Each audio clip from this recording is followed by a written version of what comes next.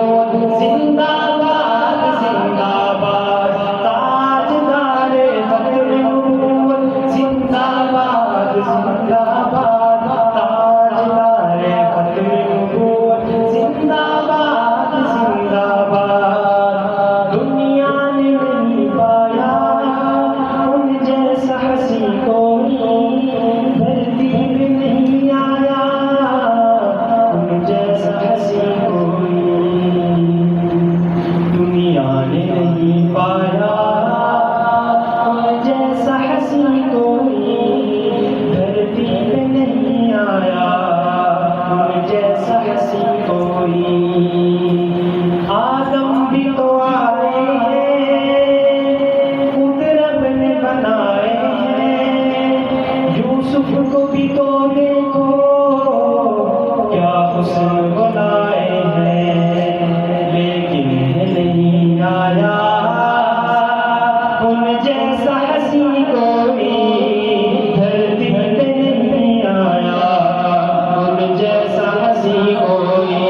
تاجدار ختم نبوت زندہ باد زندہ باد تاجدار ختم نبوت زندہ باد زندہ باد بولے تاجدار ختم نبوت زندہ باد تاجدار ختم نبوت زندہ باد زندہ باد کہیں یاسین فرمایا کہیں طٰہٰ فرمایا قرآن کے سپاروں میں ان کو بھی تو ہے پایا تخلیق نہ فرمایا تخلیق نہ فرمایا ان جیسا حسین کوئی دھرتی پہ نہیں آیا ان جیسا حسین کوئی تاجدار ختم نبوت زندہ باد زندہ باد تاجدار ختم نبوت زندہ باد زندہ باد بولے تاجدار ختم نبوت زندہ باد زندہ باد تاجدار ختم نبوت زندہ باد زندہ باد کیا شان ہے آقا کی جانی ہے صحابہ نے جو بات بھی فرمائی مانی ہے صحابہ نے بھی فرمایا صحابہ نے بھی فرمایا ان جیسا نہیں کوئی دھرتی پہ نہیں آیا ان جیسا حسین کوئی بولے تاجدار ختم نبوت چلو دیوار بھولنا چاہیے پتہ چلنا چاہیے ختم نبوت کے دیوار ہیں بولو آواز سے بولے تاجدار ختم نبوت زندہ باد زندہ باد تاجدار ختم نبوت زندہ باد زندہ باد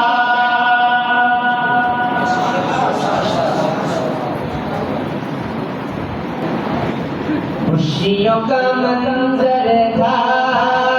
ماحول سہانا تھا عرش نہ کیوں سجتا سرکار نے آنا تھا عرش نہ کیوں سجتا سرکار نے آنا تھا خوشیوں کا منظر تھا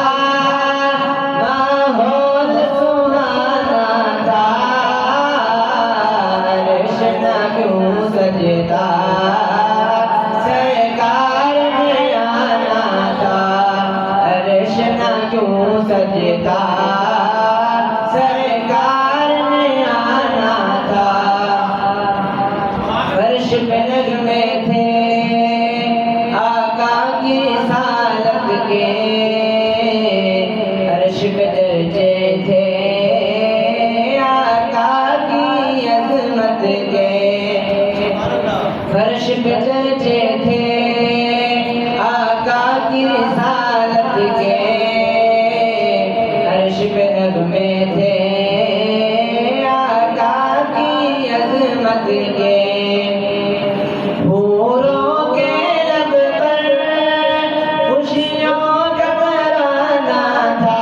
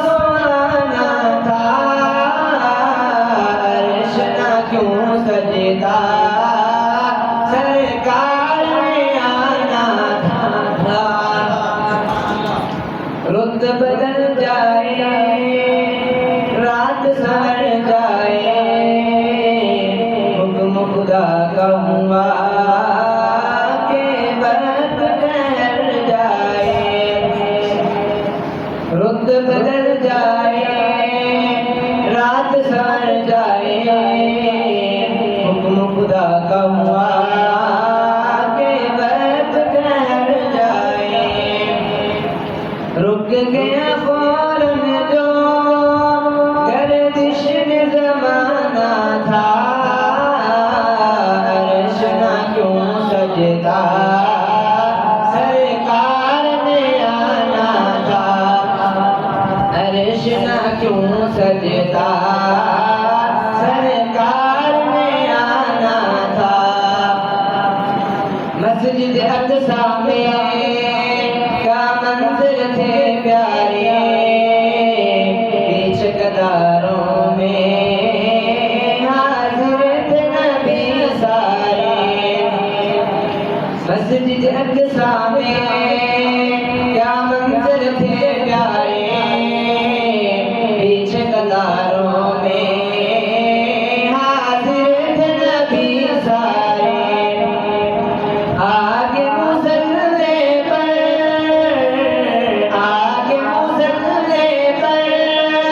سلطان زمانہ تھا عرش نہ کیوں سجدہ سرکار نے آنا تھا عرش نہ کیوں سجدہ سرکار نے آنا تھا خوشیوں کا منظر تھا ماحول سہانا تھا عرش نہ کیوں سجدہ سرکار نے آنا تھا عرش نہ کیوں سجدہ سرکار نے آنا تھا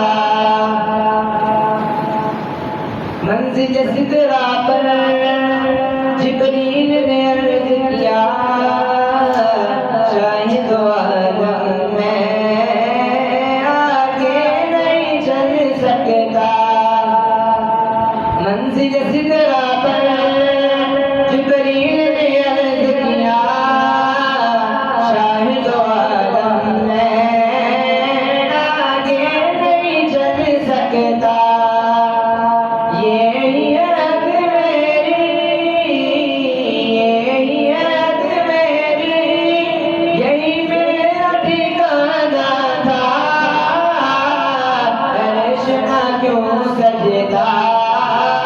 سرکار نے آنا تھا عرش نہ کیوں سجدہ سرکار نے آنا تھا خوشیوں کا منظر تھا ماحول سہانا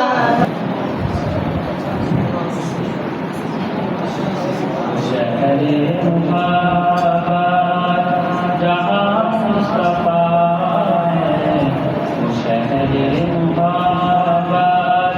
جہاں مصطفیٰ ہے وہی گھر بنانے کو جی چاہتا ہے شہر محبت جہاں مصطفیٰ ہے وہی گھر بنانے کو جی چاہتا ہے وہ سونے سے رنگ کر وہ چاندی سے بارتی نگر میں بسانے کو جی چاہتا ہے شہر محبت جہاں مصطفیٰ ہے وہی گھر بنانے کو جی چاہتا ہے جب پوچھا نبی نے کہ کچھ گھر پہ چھوڑا اسی کے اکبر کے بولوں پہ آیا وہاں معلوم دولت کی کیا ہے حقیقت وہاں معلوم دولت کی کیا ہے حقیقت وہاں جا لٹا دی وہ جی چاہتا ہے شہر محبت جہاں مصطفیٰ ہے وہی گھر بنانے کو جی چاہتا ہے جہاد محبت کی آواز اونچی کہا حنظلہ نے کہ دلہن سے اپنی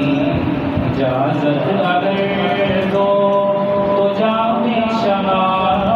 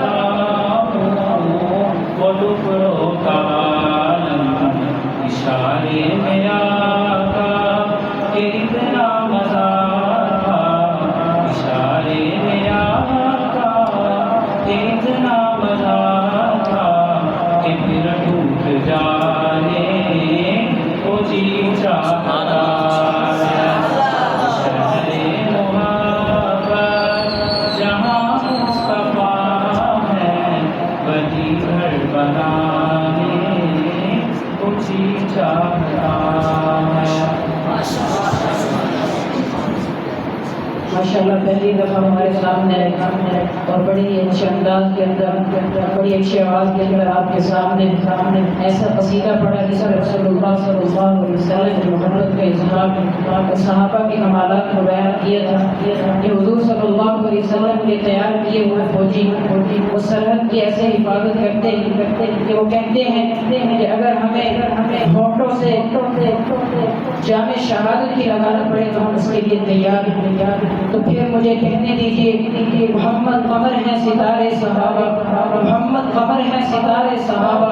ہمیں جان و دل سے ہیں پیارے صحابہ، خدا کو ہے محبوب ان کی ادائیں، خدا کو ہے محبوب سارے صحابہ۔ کبھی لشکرے کفر و باطل کے آگے، کبھی لشکرے کفر و باطل کے آگے اسہمیں نہ بھاگے نہارے صحابہ۔ شریعت کی سب کرتے ہیں ترجمانی، شریعت کی سب کرتے ہیں ترجمانی، حسیرت کے دل کا شمار صحابہ، حسیرت کے دل کا شمار صحابہ۔ شریعت حقیقت ولایت، شریعت حقیقت ولایت، ہر فن کے جامع ہمارے صحابہ، ہر فن کے جامع ہمارے صحابہ۔ کتاب و خلافت و امامت کے سردار، کتاب و خلافت و امامت کے سردار، سمجھتے تھے سارے اشارے صحابہ۔ اب میں کر یار صدیق تیاری ساڈی اصلاں تو ہے یاری، کر یار صدیق تیاری ساڈی اصلاں تو ہے یاری، ہجرت دی منزل تاری ساڈی اصلاں تو ہے یاری، کر یار صدیق تیاری ساڈی اصلاں تو ہے یاری، کر یار صدیق تیاری ساڈی اصلاں تو ہے یاری۔ میری حاضر آقا جانے جن جان کرا قربان، میری حاضر آقا جانے جن جان کرا قربان، میرے بس وچ نہیں انکاری ساڈی اصلاں تو ہے یاری، میرے بس وچ نہیں انکاری ساڈی اصلاں تو ہے یاری، کر یار صدیق تیاری ساڈی اصلاں تو ہے یاری، ہجرت دی منزل باری ساڈی اصلاں تو ہے یاری، کر یار صدیق تیاری ساڈی اصلاں تو ہے یاری۔ نبی پاک صلی اللہ علیہ وسلم تے جناب سیدنا صدیق اکبر رضی اللہ تعالی سوتی پہاڑی تے چل رہے نے، جناب سیدنا صدیق اکبر دی نظر پہ گئی، ویکھیا کہ میرے آقا دے پیر سج گئے نے، کہنے لگے یا رسول اللہ کیوں سج گئے پیر نے تیرے، ان کس لئی گندے میرے، میں بن جاواں اس باری ساڈی اصلاں تو ہے یاری، کر یار صدیق تیاری ساڈی اصلاں تو ہے یاری، کر یار صدیق تیاری ساڈی اصلاں تو ہے یاری۔ تیرا بار صدیق اٹھاوے تینوں کوئی تکلیف نہ آوے، تیرا بار صدیق اٹھاوے تینوں کوئی تکلیف نہ آوے، تعمیل دی جڑ سا چاڑی ساڈی اصلاں تو ہے یاری، کر یار صدیق تیاری ساڈی اصلاں تو ہے یاری، ہجرت دی منزل باری ساڈی اصلاں تو ہے یاری، کر یار صدیق تیاری ساڈی اصلاں۔ الحمدللہ الحمدللہ رب العالمین الذي خلق الإنسان وعلمه البيان، والصلاة على سيد المرسلين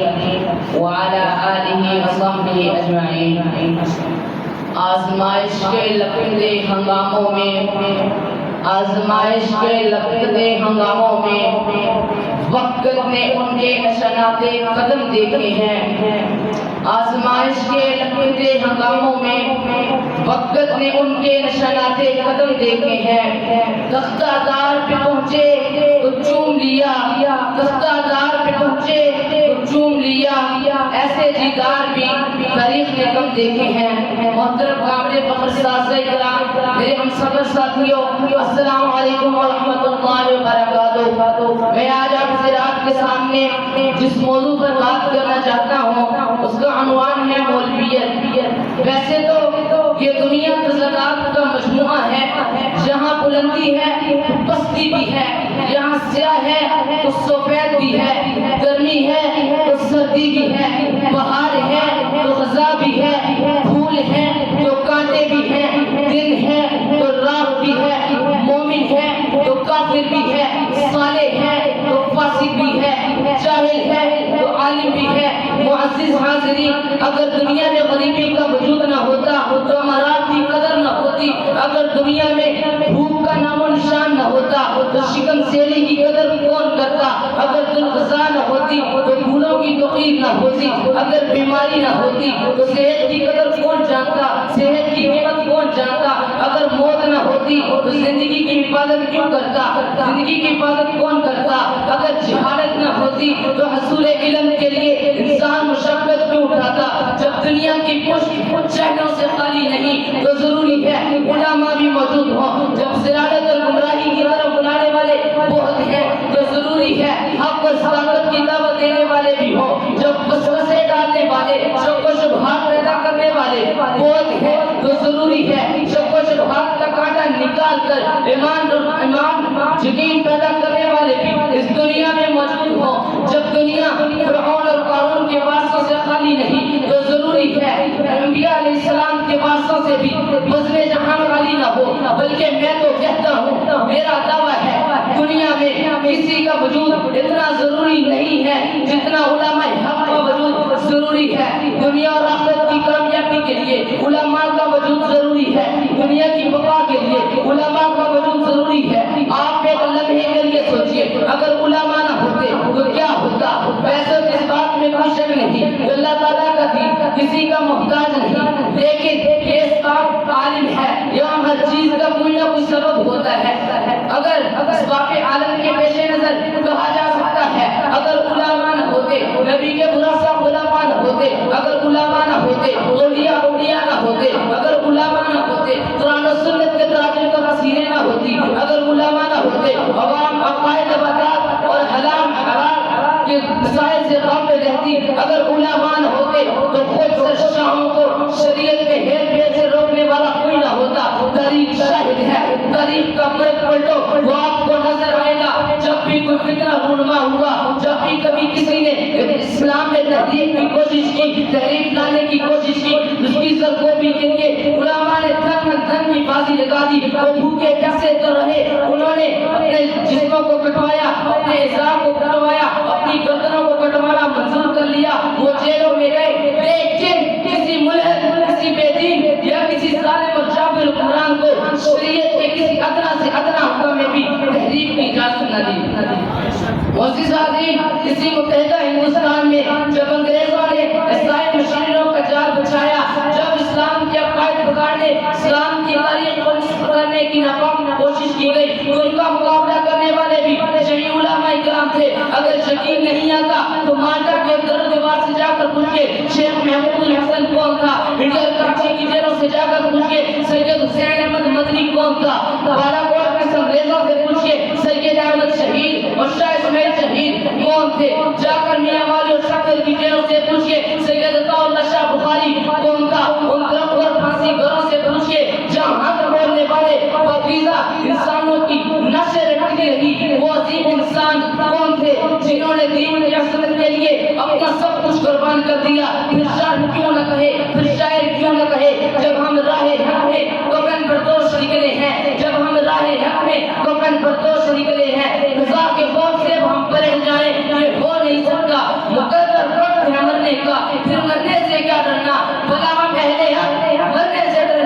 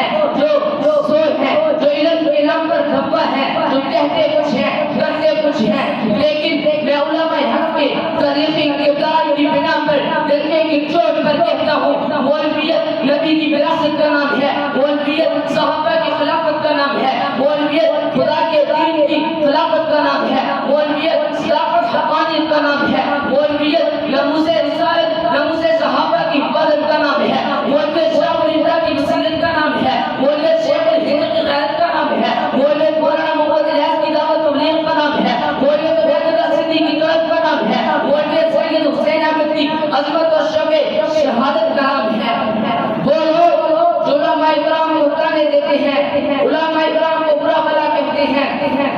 علماء کرام کے سب سے بڑے دشمن ہیں. انہیں میں شعر سے بتانا چاہتا ہوں، ہوشیار قسم جانتا نہیں، ہوشیار قسم جانتا نہیں، اصل لوگ کے قبیلیاں دے. ہوشیار قسم جانتا نہیں، اصل لوگ کے قبیلیاں دے. اصل کروڑ کے سنگل رہے دے کی بنے گجرے دنیا دے. واخر دعوانا الحمدللہ.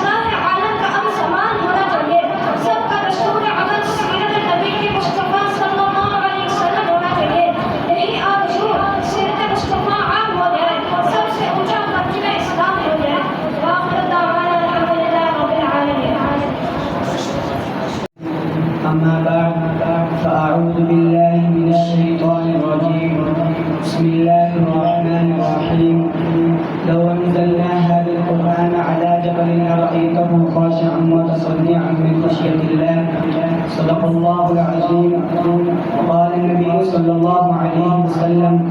خيركم من تعلم القرآن وعلمه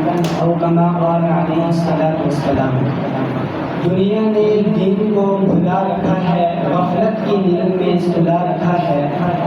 دنیا نے دین کو بھلا رکھا ہے، غفلت کی نیند میں سلا رکھا ہے۔ اس دور میں خوش نصیب ہے وہ رہبر جس نے قرآن مجید کو بھلا رکھا ہے۔ محترم سادہ کرام اور میرے عزیز ساتھیوں، السلام علیکم ورحمۃ اللہ وبرکاتہ۔ سامعین محترم، دنیا میں مختلف قسم کی کتابیں پائی جاتی ہیں، لیکن یہ کتابیں کسی ایک علم یا فن پر لکھی جاتی ہیں۔ کوئی کتاب مذہب کے بارے میں ہوتی ہے لیکن اس میں معاشیات کا ذکر نہیں ہوتا، کوئی کتاب معاشیات کے بارے میں ہوتی ہے لیکن اس میں نفسیات کا تذکرہ نہیں ہوتا، کوئی کتاب نفسیات کے بارے میں ہوتی ہے لیکن اس میں اخلاقیات کی طرف اشارہ تک نہیں ہوتا، کوئی کتاب اخلاقیات کے بارے میں ہوتی ہے لیکن اس میں علم فلکیات نہیں ہوتا۔ پھر ان کتابوں میں جو کچھ بیان کیا جاتا ہے وہ شک و شبہ سے پاک نہیں ہوتا۔ بار ہے ایسا ہوا کہ ایک محقق نے، ایک مصنف نے، ایک مورخ نے بڑے دھڑلے سے دنیا کے سامنے نظریے پیش کیا ہوتا ہے، لیکن کچھ ہی عرصہ گزرنے کے بعد دوسرے اہل علم نے اس نظریے کو غلط ثابت کر دیا۔ لیکن آئیے میں آپ کا تعارف ایک ایسی کتاب سے کراؤں جس کا ہر لفظ محفوظ ہے، جس کی ہر بات پکی ہے، جس کی ہر خبر سچی ہے، جس کا پیش کردہ نظریہ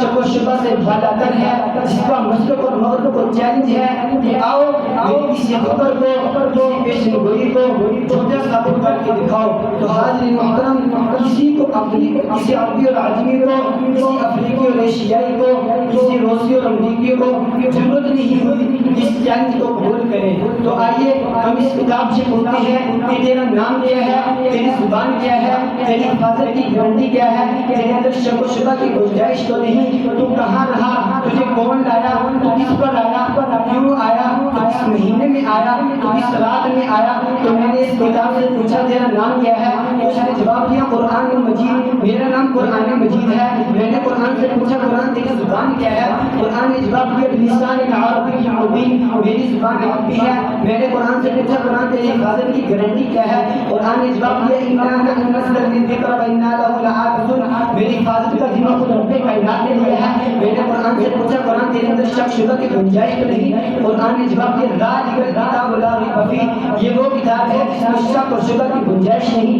میں نے قرآن سے پوچھا قرآن تم کہاں رہا، قرآن نے جواب دیا فی لوح محفوظ، میرا مسکن لوح محفوظ تھا۔ میں نے قرآن سے پوچھا قرآن تجھے کون لایا، قرآن نے جواب دیا نازل بہ الروح الامین، مجھے روح امین لایا۔ میں نے قرآن سے پوچھا قرآن تو کس پر آیا، قرآن نے جواب دیا نزل علی محمد، میں محمد پر آیا۔ میں نے قرآن سے پوچھا قرآن تو کس طرف سے آیا، قرآن نے جواب دیا تنزیل من رب العالمین، رب کائنات کی طرف سے آیا۔ میں نے قرآن سے پوچھا قرآن تو کس مہینے میں آیا، قرآن نے جواب دیا شہر رمضان الذی انزل فیہ القرآن، میں رمضان کے مہینے میں آیا۔ میں نے قرآن سے پوچھا قرآن تو کس رات میں آیا، قرآن نے جواب دیا انا انزلناہ فی لیلۃ القدر، میں شب قدر میں آیا۔ میں نے قرآن سے پوچھا قرآن تو کس لیے آیا، قرآن نے جواب دیا ہدی للناس، انسانوں کی ہدایت کے لیے آیا۔ حضور صلی اللہ علیہ وسلم کا ارشاد ہے القرآن حجۃ لک او علیک، قرآن یا تو تیرے حق میں گواہ ہوگا یا تیرے خلاف گواہ ہوگا۔ یہ سامعین مکرم، یہ اس قدر مقدس کتاب ہے جس کے بارے میں اللہ رب العزت فرماتے ہیں کہ اگر ہم قرآن کو ہار پر نازل کرتے تو اللہ تعالیٰ کے خوف سے بھر کر تھک جاتا۔ یہ اس قدر مقدس کتاب ہے اور ایسا ہم نشین ساتھی ہے کہ جس کی باتوں سے کوئی بتاتا نہیں، اور اس کو جتنا دہرایا جاتا ہے اس میں اتنی زیادہ خوبصورتی اور لذت پیدا ہوتی ہے۔ تو میں اپنی تقریر کا اختتام اس چیز سے کرنا چاہتا ہوں، دنیا کی کتابوں میں قرآن چمکتا ہے، دنیا کی کتابوں میں قرآن چمکتا ہے، قرآن میں اللہ کا فرمان چمکتا ہے۔ جو عادت بنا لے تلاوت قرآن کی، جو عادت بنا لے تلاوت قرآن کی، اللہ کی نظروں میں وہ مستقبل ہے۔ صلی علی رسول کریم، اما بعد، اعوذ باللہ من الشیطان الرجیم، بسم اللہ الرحمن الرحیم، الم یجدک یتیما فآوی، صدق اللہ العظیم۔ وقال النبی صلی اللہ علیہ وسلم انما بعثت رحمة، او کما قال علیہ الصلوۃ والسلام۔ حضور آئے تو سر آفرینش پا گئی دنیا، اندھیروں سے نکل کر रोशनी में आ गई दुनिया से चेहरों कतल उतरा जे चेहरों पे नूर आया हुजूर आए तो ईसा को जीने का शऊर आया मेरे मोहतरम सादा कराम और मेरे हमदर्द साथियों अस्सलाम वालेकुम व रहमतुल्लाहि व बरकातहू आज मैं आप हज़रात के सामने जिस अनवार को मौज़े ज़ुमर बना के हाजिर हुआ हूँ वो आप सल्लम की विलादत से मालूम है सामीन मोहतरम खुदा की शान है इस सरवरे दो आलम की विलादत मुबारक से कबल ही अल्लाह ताला ने आपके बाद हज़रत अब्दुल्ला का साया सर उठा दिया था आपको यतीम पैदा फरमाया ताकि दुनिया वालों को मालूम हो मेरा यतीम किसी दुनियावी सहारे का मुताबिक नहीं बल्कि बचपन से इनकी तरबियत वो जात वाली करेगी इसलिए इसके सर पर ताजुल नबूवत जाना था किसी ने क्या खूब कहा पैदा हुए तो बाप का साया सर पर उठा दिया उठो चले दादा आदम को मारा था साए पसंद आए न परवरदिगार को बेसाया कर दिया इस साएदार को इस मुर्तबे तौहीद में अबू अबू पुकारने की आदत न पड़े बल्कि हाथ पकड़ने की आदत डाली जाए फरान में सब पुकारेगा बदर में सब पुकारेगा खंदक में सब पुकारेगा बनु नसीर में सब पुकारेगा तबूक में सब पुकारेगा अभी से खुदा को पुकारना तेरा काम होगा यतीमी को सहारा देना मेरा काम होगा अलम यजीद का यतीमन फआवा अभी दुनिया में तशरीफ आवरी का पहला ही दिन था दीवानों के अस्माना में हंगामा भी हो गया आतश कले बुझ गए कंकर टूट गई दुहाई मच गई एक वाला आ गया देखो हरम की तरफ रजा की तरफ बनाम की तरफ रजा तारी है किसी ने कहा ऐ हमारे महबूब तुम्हें क्या हो गया आवाज आती है एक वाला आ गया इसी कर शादियाने बजते हैं इसी कर दुनिया के तराने बजते हैं वो देखो आज अब्दुल्ला उधर दुनिया की सरदार में तराना गाया जा रहा है सामीने मोहतरम जब बच्चा पैदा हो बरादरी मुबारकबाद देती है कौम मुबारकबाद देती है दोस्त मुबारकबाद देते हैं वो देखो आज अब्दुल्ला नहीं है दरवाजे पर पुरानी मलाइका मुबारकबाद देते हैं पूरी बशर के दरवाजे पर मलाइका यतीम के दरवाजे पर अहले ईमान सलाम पेश करते हैं अहले मदीना ताजदार तुम्हें अहले सलाम करते हैं तेरे अशाक तेरे दीवाने जाने जाना सलाम करते हैं तेरे फरकत में बेकरार है जो तेरे तैबा से पुकार करते हैं वो तलबगार दे रो कर मेरी जान सलाम करते हैं ऐ मदीने के ताजदार तेरे अहले ईमान सलाम करते हैं बाहर दावाना अल्हम्दुलिल्लाह रब्बिल आलमीन सल्ली अला रसूलिल करीम अम्मा बाद अऊज़ु बिल्लाहि मिनश शैतानिर रजीम बिस्मिल्लाहिर रहमानिर रहीम فقلت استغفروا ربكم انه كان غفارا يرسل السماء عليكم مدرارا ويمددكم باموال وبنين ويجعل لكم جنات ويجعل لكم انهارا صدق الله العظيم وقال النبي صلى الله عليه وسلم التائب من الذنب كمن لا ذنب له او كما قال عليه الصلاه والسلام محترم اساتذہ کرام اور میرے محترم ساتھیوں السلام علیکم ورحمۃ اللہ وبرکاتہ آج میری تقریر کا موضوع ہے توبہ کی اہمیت سامعین محترم توبہ ہر مسلمان پر چاہے وہ مرد ہو یا عورت ہو کرنا واجب ہے اللہ تعالیٰ کا ارشاد ہے یا ایھا الذین آمنوا توبوا الی اللہ توبۃ نصوحا اے ایمان والو اللہ کی طرف کامل توبہ کرو سامعین محترم جب انسان سے کوئی گناہ سرزد ہوتا ہے تو اس کے خلاف 4 گواہ تیار ہو جاتے ہیں اور ان چاروں کا قرآن میں ذکر ہے پہلا گواہ زمین جب انسان سے کوئی گناہ سرزد ہوتا ہے جس زمین پر انسان سے کوئی گناہ سرزد ہوتا ہے وہ زمین اس کے خلاف گواہ بن جاتی ہے اللہ تعالیٰ کا ارشاد ہے یومئذ تحدث اخبارها یعنی جس دن زمین اپنی خبریں بیان کرے گی دوسرا گواہ اس انسان کے اپنے اعضاء ہوں گے اليوم نختم على افواههم وتكلمنا ايديهم وتشهد ارجلهم بما كانوا يكسبون یعنی جن اعضاء سے گناہ کیے ہوں گے وہ اعضاء قیامت کے دن گواہی دیں گے تیسرا گواہ فرشتے ہوں گے کرامن کاتبین یعلمون ما تفعلون چوتھا گواہ نامہ اعمال ہوں گے واذا الصحف نشرت سامعین محترم اب سوال یہ ہے کہ جب انسان سوال یہ ہے کہ جب انسان سے کوئی گناہ سرزد ہوتا ہے اس کے خلاف 4 گواہ پیش ہو جاتے ہیں تو کیا کرنا چاہیے وہ لوگ جو اپنی جانوں پر ظلم کر چکے اپنے خلاف گواہ اختیار کر چکے، کیا ان کے لیے کوئی ایسی صورت ہے کہ یہ گواہ قیامت کے دن پیش نہ ہو اور گواہی نہ دیں؟ جی ہاں، میرے نبی نے اس کا طریقہ اپنی امت کو بتایا اور وہ طریقہ توبہ کا طریقہ ہے۔ حضور نے فرمایا التائب من الذنب کمن لا ذنب لہ، یعنی گناہ سے توبہ کرنے والا انسان ایسا ہے جیسے اس نے گناہ کیا ہی نہ۔ میرے عزیز دوستو، ویسے تو اللہ تعالیٰ کو اختیار ہے کہ وہ بغیر توبہ کے تمام گناہ معاف کر دے، لیکن یقینی طور پر معاف ہونے کے لیے توبہ کرنا لازم ہے۔ صرف زبان سے توبہ کرنے سے توبہ نہیں ہو جاتی۔ علماء اکرام توبہ کی قبولیت کی 3 شرطیں بیان کرتے ہیں۔ پہلی شرط ان یقلع عن المعصیۃ، یعنی گناہ چھوڑ دے۔ دوسری شرط ان یعزم علیہا، یعنی اس گناہ پر دل میں ندامت پیدا ہو جائے۔ تیسری شرط ان یعزم جازما الا یعود الیہا ابدا، پختہ عزم کرے کہ یا اللہ اب یہ گناہ نہیں کروں گا، اب اس گناہ کے پاس بھی نہیں بھٹکوں گا چاہے جان جاتی رہے۔ پھر اللہ تعالیٰ اپنے وعدے کے مطابق اپنے بندے پر رحمتوں، برکتوں، عزتوں اور محبتوں کی بارش برساتا ہے اور انعامات کا ڈھیر لگا دیتا ہے۔ قرآن اعلان کرتا ہے فَقُلْتُ اسْتَغْفِرُوا رَبَّكُمْ إِنَّهُ كَانَ غَفَّارًا يُرْسِلِ السَّمَاءَ عَلَيْكُمْ مِدْرَارًا وَيُمْدِدْكُمْ بِأَمْوَالٍ وَبَنِينَ وَيَجْعَلْ لَكُمْ جَنَّاتٍ وَيَجْعَلْ لَكُمْ أَنْهَارًا۔ ارے لوگو، اللہ سے مغفرت طلب کرو، وہ بڑی معاف کرنے والی ذات ہے۔ ارے نادان انسان،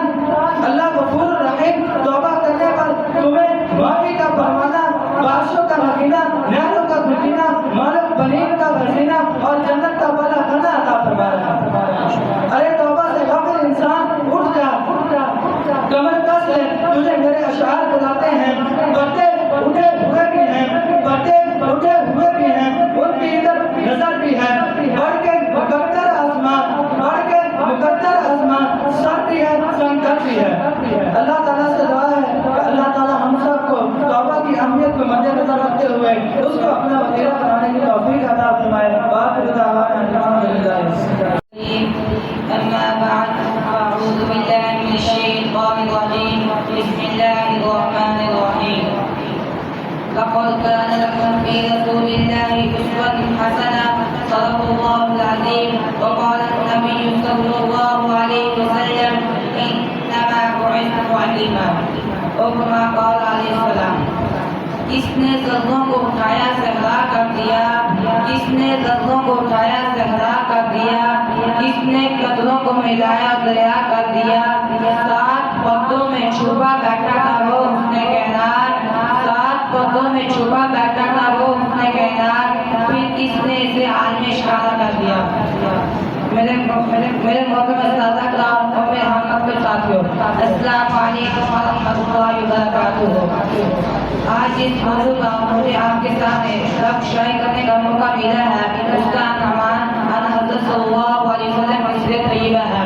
سامعین گرامی، ویسے تو سیرت کے معنی لغت میں کسی کی کارکردگی یا کارناموں کے احاطہ کرنے کے آتے ہیں، لیکن آج تک کوئی مصنف، کوئی مقرر ایسا پیدا نہیں ہوا جس نے میرے نبی صلی اللہ علیہ وسلم کی پوری سیرت کا احاطہ کیا ہو۔ چاہتے میں وقت کی نزاکت کو مد نظر رکھتے ہوئے سیرت کے چند باری پر روشنی ڈالوں گا۔ سامعین گرامی، جب میں تاریخ کا مطالعہ کرتا ہوں تو میں دیکھتا ہوں کہ اور دین نے ایسی بڑی بڑی شخصیتوں کے تذکرے قدم بند کی ہیں جنہیں دنیا آج تک یاد کرتی ہے۔ آج لوگ حاتم طائی سے محبت رکھتے ہیں، اس کی جو دوستہ کی وجہ سے، شیرماں سے محبت رکھتے ہیں، اس کے عدل و انصاف کی وجہ سے، اس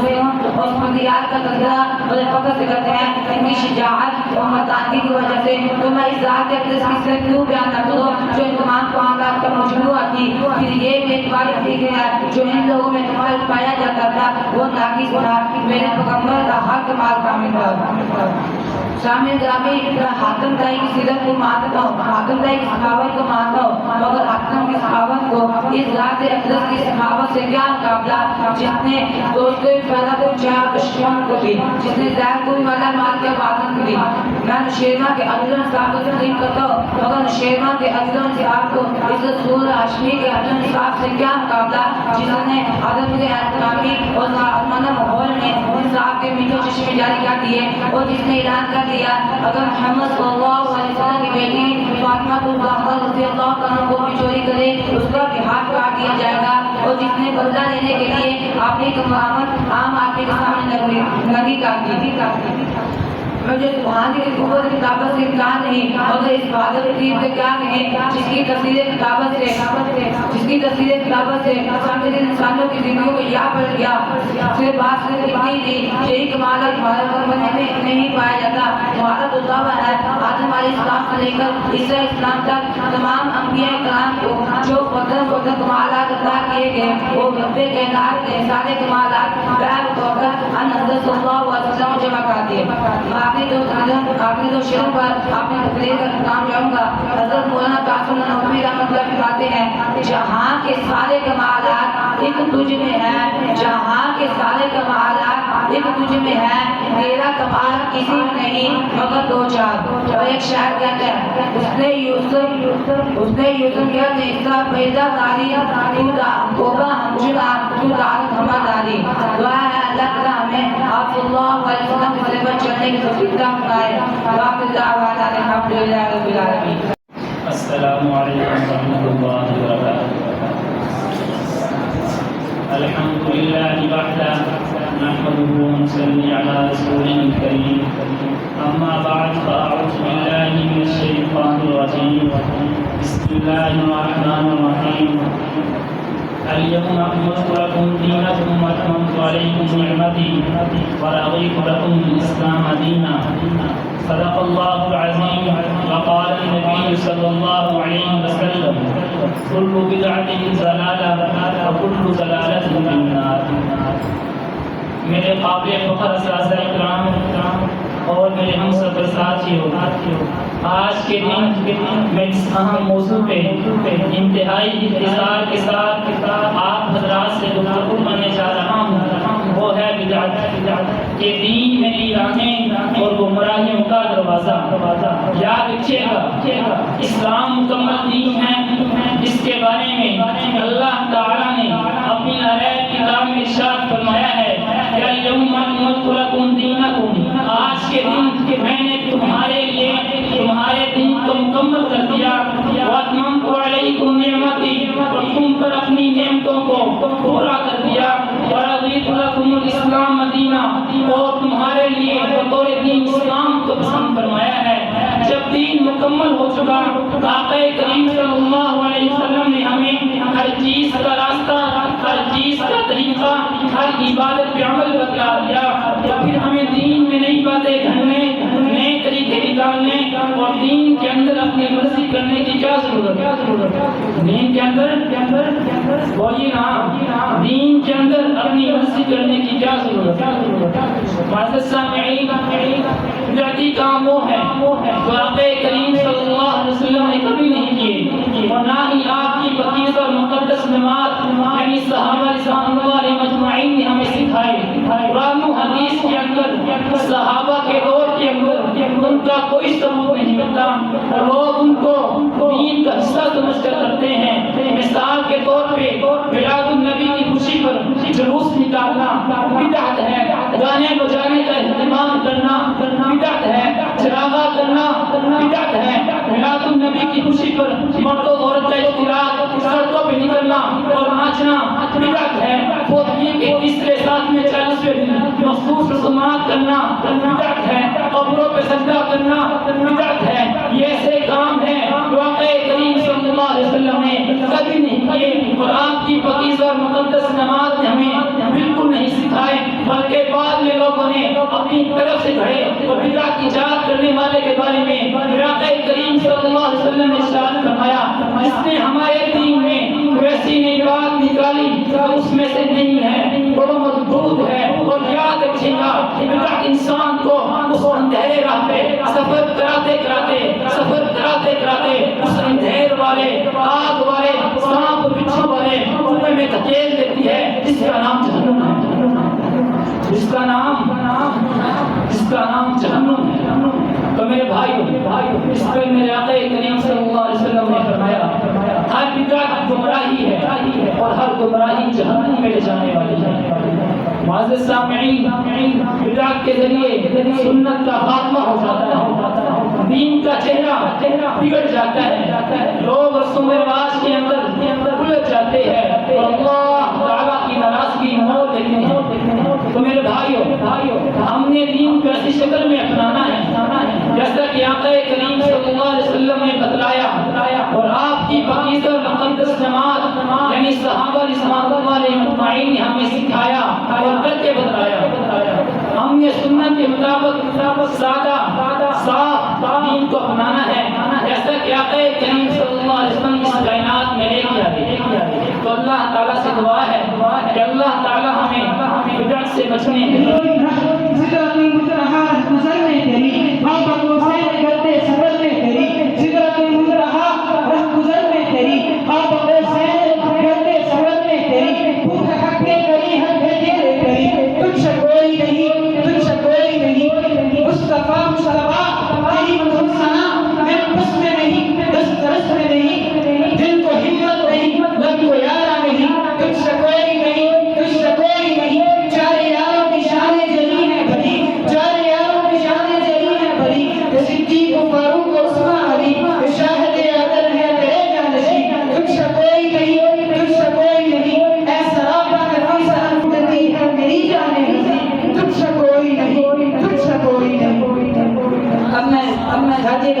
پیش کرنے کے لیے دعوت دوں گا.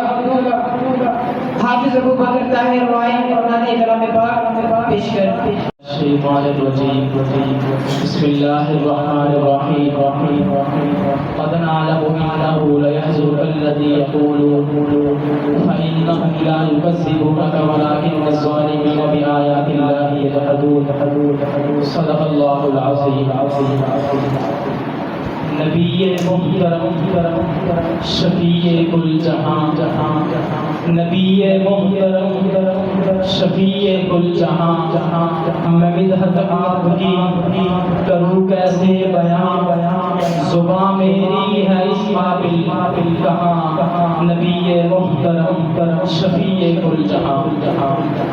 میرے انتہائی قابل اساتذہ اکرام میرے ہم مکتب ساتھیوں آج کی نشست میں انتہائی اختصار کے ساتھ اپنے آقا صلی اللہ علیہ وسلم کے مثالی کردار کو اس اعتبار سے بیان کرنا چاہتا ہوں کہ جو بھی آپ کے کردار کو دیکھتا وہ آپ کی تعریف کرنے پر مجبور ہو جاتا. میرے آقا کا کردار کیسا ایسے روم ایک دفعہ ابو سفیان کو بلاتا آپ علیہ الصلوۃ والسلام کی تحقیق کرنے کے لیے. ابو سفیان اس وقت آپ کا سب سے بڑا ایسے روم پوچھتا ہے کہ ابو سفیان آپ نے محمد کو کیسا پایا. ابو سفیان کہتا ہے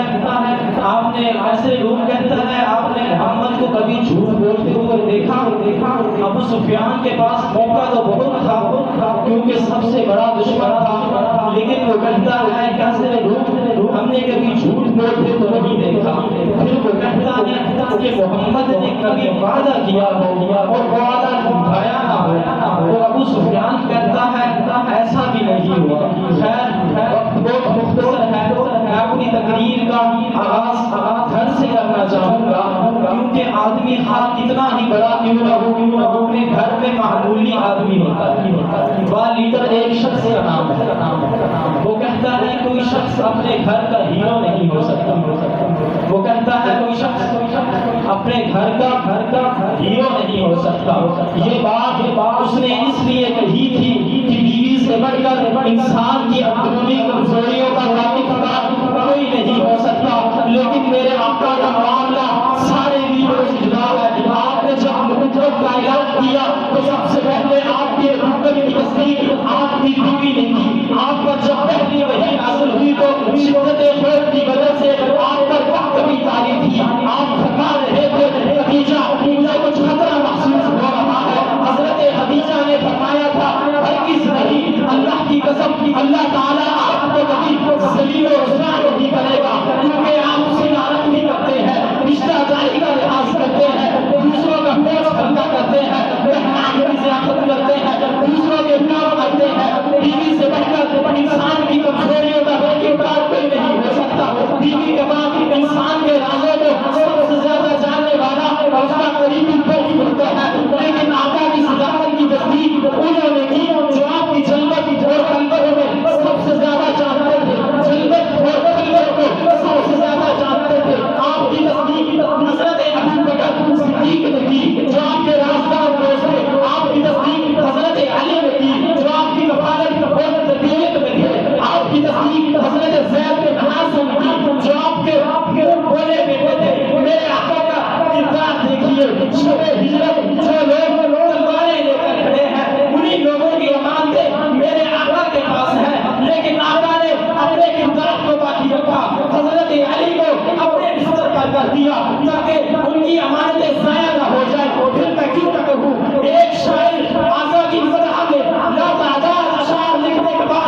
آخر میں کہتا ہے سگی ہے فکر رسا مزہ باقی ہے غلط ہے آبرا مزہ باقی ہے عمر خرچ ہو گئی اور مزہ باقی ہے درخت تباہ ہوا اور مزہ باقی ہے أما بعد أعوذ بالله من الشيطان الرجيم بسم الله الرحمن الرحيم ومن يعمل مثقال ذرة شرا يره صدق الله العظيم وقال النبي صلى الله عليه وسلم البر لا يبلى والإثم لا ينسى أو كما قال صلى الله عليه وسلم روز و شب اندر معاصی ہوتا ہے روز و شب اندر معاصی ہوتا ہے آپ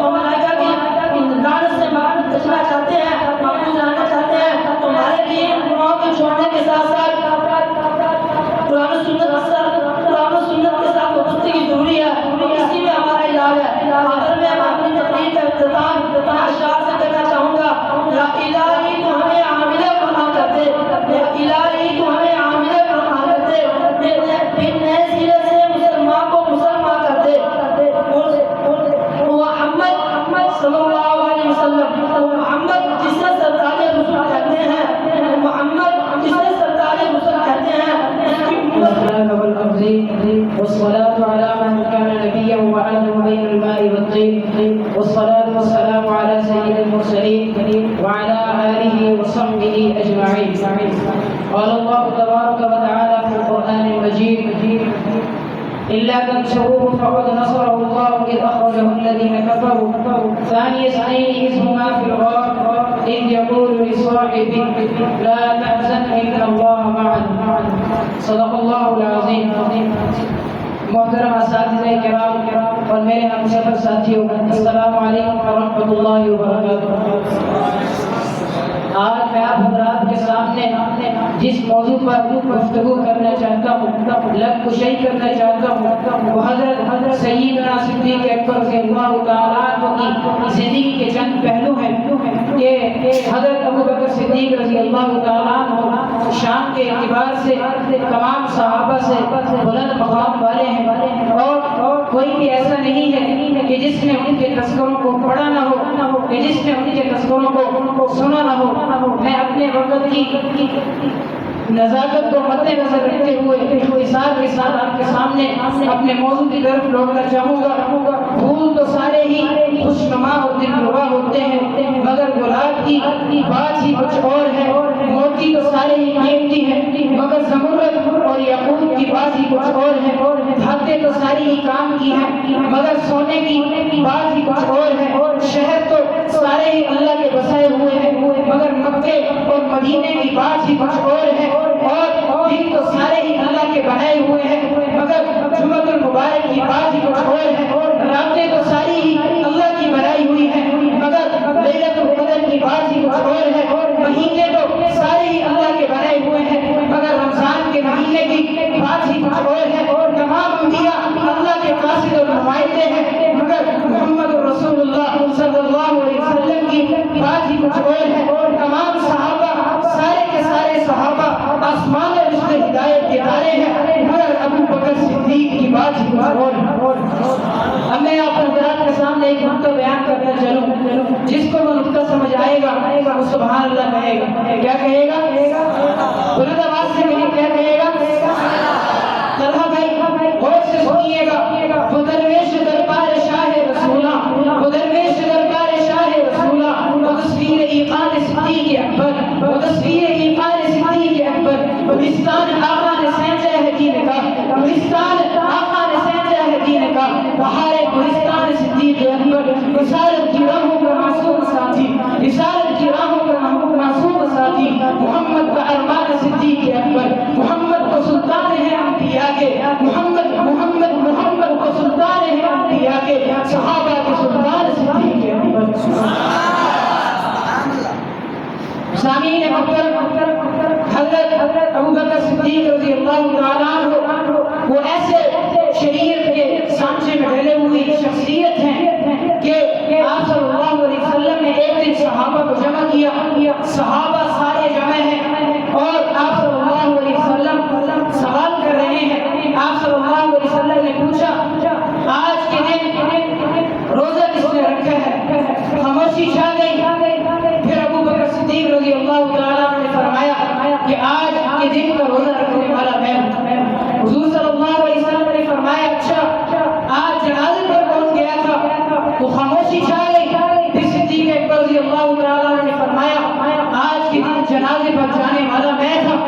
پھر سے حضور صلی اللہ علیہ وسلم نے صحابہ سے پوچھا ہاں بتاؤ آج بیمار کرسی کرنے کے لیے کون گیا تھا؟ خاموشی چھا گئی۔ پھر صدیق اکبر رضی اللہ تعالیٰ نے فرمایا کہ ہاں آج کے دن بیمار کرسی کرنے والا میں تھا۔ تو دیکھیے سیرت کیسی ہے اور آپ صلی اللہ علیہ وسلم کے نقش قدم پر چل رہے ہیں۔ میں نے آپ کے سامنے قرآن پاک کی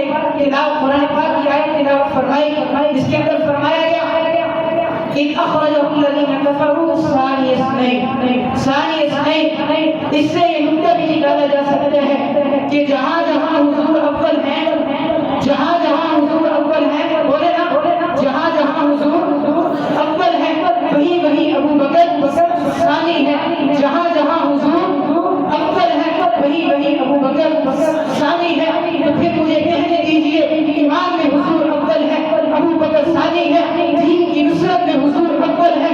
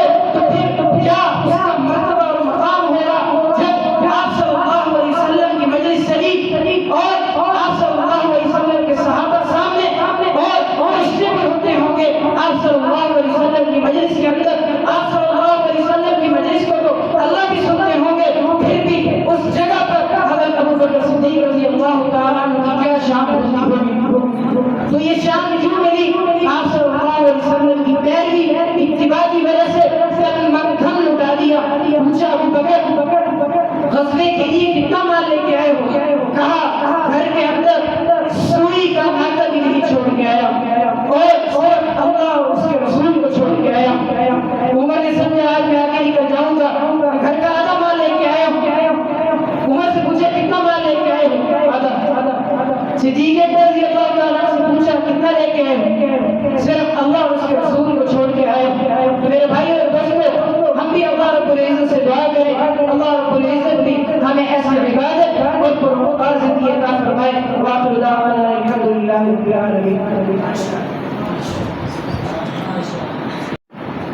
آپ لوگوں کو مزہ آیا؟ کس کو مزہ آیا؟ سبھی کو آیا؟ کچھ ہمارے ایسے بٹیر ہیں ڈاکٹر بیمار ہیں، ان کو کچھ مزہ نہیں آیا؟ کس کو مزہ آیا؟ چکی چکی دیکھتے ہیں وہ ایک بیمار ہے۔ اچھا چلیں ماشاء اللہ۔ پہلے ہمارے پرانے ساتھی جو یہاں تشریف لاتے رہتے ہیں بہت اچھا کردار ادا کیا، پہلے کی نسبت اور بھی ماشاء اللہ ہم نے اچھے انداز سے پیش کرنے کی کوشش کی ہے۔ زیادہ خوشی مجھے تو اساتذہ کرام کا معلوم نہیں ہے، ان طلبہ سے ہوئی ہے جو پہلی دفعہ میں یہاں آئے اور بہت اچھے انداز سے اپنی گفتگو کو پیش کیا ہے۔ خاص طور پر یہ انس، میں تو اسے چھلا سا سمجھتا تھا کہ جناب یہ ایسے ہی ہے بیچارہ، بے ڈنگا سا ہی ہے، لیکن یہ تو بہت اچھا آدمی ہے۔ آپ نے دیکھا پتہ نہیں اس کو کوئی درشن والوں کا درود اور نام رکھا ہوا ہے، تو ماشاء اللہ وہ کتنے اچھے انداز سے بات کر رہا تھا، ہاتھ ہلا رہا تھا، بڑی جرأت کے ساتھ بات کر رہا تھا۔ تو بڑی خوشی ہوئی کہ یار الحمدللہ ہمارے طلبہ کے اندر بڑی صلاحیتیں ہیں الحمدللہ۔ بس آپ کی ایک حوصلہ افزائی سبحان اللہ ماشاء اللہ کے ساتھ جب آپ ان کو دعوت دیں گے تو یہی انشاءاللہ العزیز ہدایت کی صورت اور چاند کریں گے، وقت کے بہت بڑے علماء اور خطیب بنیں گے، وہ یہیں سے پیدا ہوتے ہیں۔ آج آپ کی ایک حوصلہ افزائی کی ایک شاباش، ایک ان کو ماشاء اللہ کہہ دینا، بارک اللہ کہہ دینا، ان کو بہت آگے لے جائے گا۔ پھر کسی جگہ پر آدمی بھول بھی جاتا ہے، کوئی بات نہیں ہے، چونکہ ابھی آپ کے جتنے بھی مضامین ہیں یہ آپ نے کسی کے نقل کیے ہوئے لکھے ہوئے یاد کر کے آئیں گے۔ پھر جب آپ انشاءاللہ عالم بن جائیں گے، مفتی بن جائیں گے، تو پھر آپ کے اپنے مضامین ہوں گے۔ اپنے مضامین کا مطلب یہ ہے قرآن پاک کی آیات احادیث مبارکہ آپ کے سامنے ہوں گی، تو آپ پھر کسی کے ادھر ادھر کی تقاریر رٹی رٹائی جو ہے اس سے بالا تر ہو جائے، پھر آپ کا ضمیر آپ کو پیغام دے، پھر آپ اس کے ساتھ جب بات کریں گے تو آپ کا لب و لہجہ بھی کچھ اور ہوگا، سمجھانے کا انداز بھی اور ہوگا، اور انشاءاللہ العزیز اللہ تعالیٰ کے یہاں آپ کی بڑی قبولیت آئے گی۔ تو پچھلی دفعہ میں ہمارے ساتھ سارے طلبہ نے وعدہ کیا تھا، ارادہ کیا تھا کہ آئندہ دفعہ میں ہم انشاءاللہ اس تقریب میں یہاں آ کر اپنا کوئی نہ کوئی موضوع پیش کریں گے۔ تو اس میں بعضوں کو ہم نے ناشتہ بھی ڈالا ہوا ہے کہ آپ لوگوں نے اگر نہ آئے تو اس دفعہ میں تو آپ کو ناشتہ کروانا پڑے گا۔ تو الحمدللہ ہمارے ساتھ والے 4 5 6 ساتھی، اس میں 1 2 تو یہاں گزر گئے ہیں اور باقیوں کو ہم انشاءاللہ بہت زبردست ان سے ناشتہ کریں گے تاکہ اندر کے لیے کے اندر بھی کوئی۔ تو یہ اس مجلس کے بعد جو ہے اچھا یہ جتنے ساتھی ہیں تشریف لاتے ہیں بہت سارے اچھی یہاں بات کرنے والے، ان کے الفاظ کے اندر جو تلفظ تھا اس میں کچھ تھوڑی سی تلفظ کے اعتبار سے غلط ہے۔ حضرت مفتی صاحب اس میں بار بار بھی کہتے رہتے ہیں کہ طلبہ کی تلفظ کی غلطی نہیں ہونی چاہیے۔ احاطہ باب فعال کا مصدر ہے، احاطہ کہنا چاہیے، احاطہ نہیں کہنا چاہیے۔ علماء سو برابر علماء سو برے علماء، ٹھیک ہے؟ تو اپنی تقریر کو حضرات مفتیان کرام الحمدللہ 3 مفتیان کرام ہمارے ہر وقت میں وہاں موجود ہوتے ہیں، مغرب کے بعد چلے اس وقت تو مطالعہ ہے، عشاء کے بعد ان کے پاس چلے جائیں جی 5 منٹ آپ کے چاہیے، چلتے پھرتے ان سے وقت لے لیں اور 5 منٹ میں ان کو اپنی تقریر سنا دیں، جہاں کہیں خدشہ ہو وہاں اعراب لگا دیں، تو آپ کی تلفظ کی غلطی نہیں ہونی چاہیے جو آپ کی بڑی زبردست تقریر کو بدنما بنا دے۔ علماء سو برے علماء سو، ٹھیک ہے؟ تو اس کا معنی برابری ہے، ٹھیک ہے؟ تو اس لیے جو ہے اپنے تلفظ کا خاص طور پر جو ہمارے بھائی جو ہیں نعت پڑھنے والے ہیں، نظم پڑھنے والے ہیں، وہ بھی ہمارے اساتذہ میں سے کسی کے پاس چلے جائیں اس کا تلفظ ٹھیک کروا دیں، اور خود کر سکتے ہیں تو لوگوں سے اس کو دیکھ کر اس کو ٹھیک کروا دیں۔ میں بن جاواں سوال، میرے کندھے کس نے کیسے کہہ رہا تھا؟ نبی پیارے نبی، سب کتنے پسند پڑے گا میرے نبی پیارے نبی، میرے نبی پیارے نبی، ہے مرتبہ